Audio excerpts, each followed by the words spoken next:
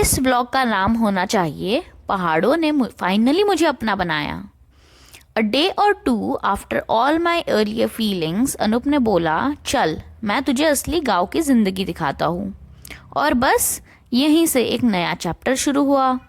सबसे पहले हम गए गांव के मार्केट। मार्केट मतलब सिर्फ 2-3 दुकानें हैं यहाँ पे, जहाँ रामनगर से आने वाली चीज़ें बिकती है। क्वालिटी हमेशा अच्छी नहीं होती, पर यही लोगों का सहारा है, क्योंकि यहाँ ना जो खेती है वो अब ऑलमोस्ट ख़त्म सी हो चुकी है।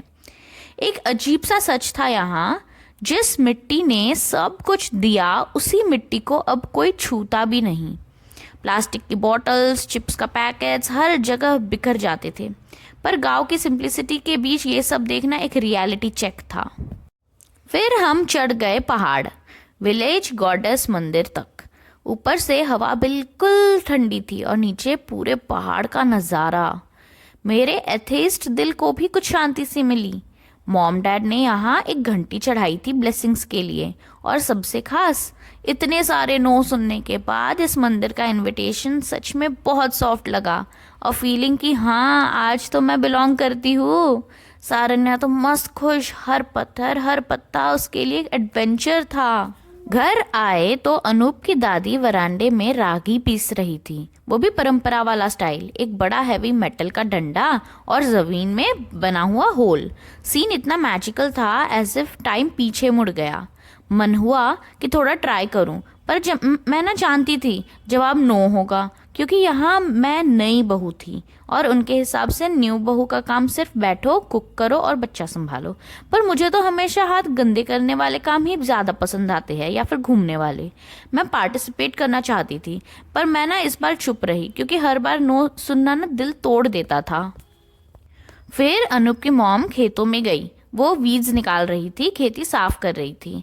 मैं सोच रही थी यहाँ लड़कियां और मेहमान भी काम कर लेते हैं, पर मुझे ही क्यों मना किया जाता है। इस बार मैंने खुद नहीं पूछा, बस सारन्या को एनकरेज किया। उसने छोटे छोटे पत्ते निकाले, मिट्टी टच की, और मुझे लगा चलो एटलीस्ट उसने तो एंजॉय किया। और अनूप भी सिखाता रहा उसे, थोड़ा होम स्कूलिंग, थोड़ा विलेज स्कूलिंग। अनूप ने सही बोला था, यहाँ लोग अडल्ट से ज़्यादा बच्चों के लिए सॉफ्ट होते हैं, और मैं ये खुद देखा मैंने। सारन्या को हर किसी ने कुछ ना कुछ दिया, कभी फ्रूट्स, कभी बीन्स, कभी टॉयज। उनका प्यार क्यूट था। बस एक ही प्रॉब्लम, गढ़वाली बहुत फास्ट बोलते थे, मुझे तो कुछ समझ ही नहीं आता था। अनूप स्लो बोलता है ना तो मैं समझ लेती हूँ, पर यहाँ बस मुस्कुराकर हाँ बोलना पड़ता था। और यहाँ पे ना सब सारन्या को ना सरुली या सरेला बुलाते थे। सारन्या यहाँ अनकॉमन नाम है, पर ये जो नाम उन्होंने रखा ना वो मुझे काफ़ी अच्छा लगा। फिर अनूप ने मुझे एक एडवेंचर पे ले गया। शायद वो महसूस कर चुका था कि मैं अलग पढ़ रही हूँ, तो उसने मुझे अपनी यादें दिखानी शुरू की। सबसे पहले एक जड़ कांड दिखाया। इससे बचपन में हम पानी के बिना प्यास बुझाते थे, ऐसे वो बोला।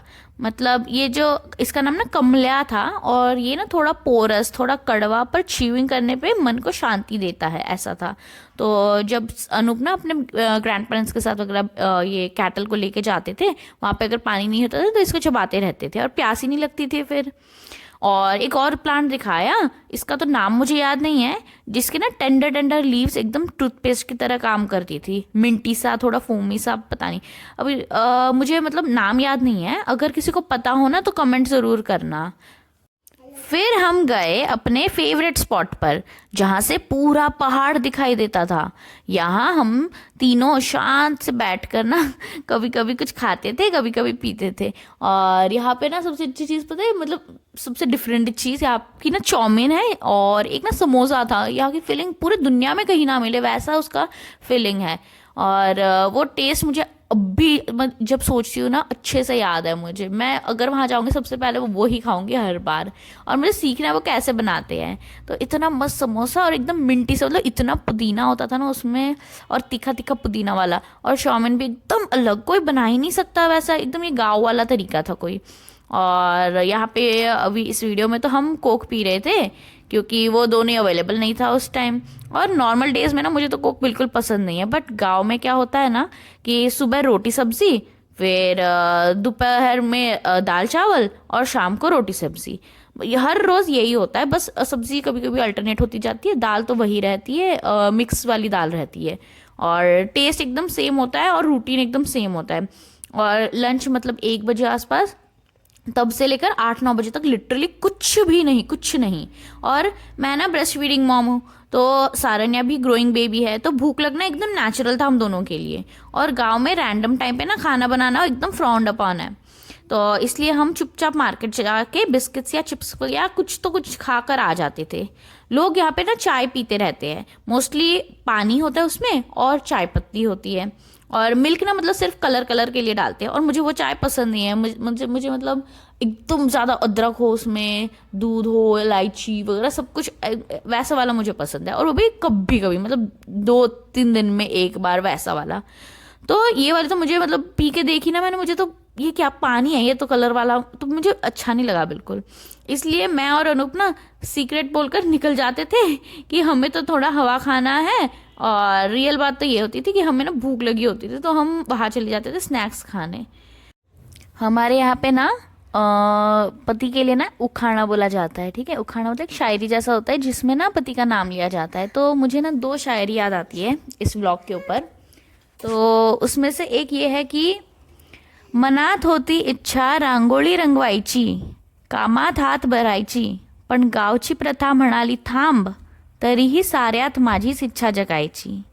इसका मतलब ये है कि मेरे मन में बहुत सारी चीज़ें ट्राई करने का एक्साइटमेंट था, काम करना, सीखना, पार्टिसिपेट करना, पर गांव के लोग या ट्रेडिशंस ने हर चीज़ पे नो बोला। फिर भी मेरे अंदर की इच्छा थी कि एक दिन मैं सब कर पाऊँ।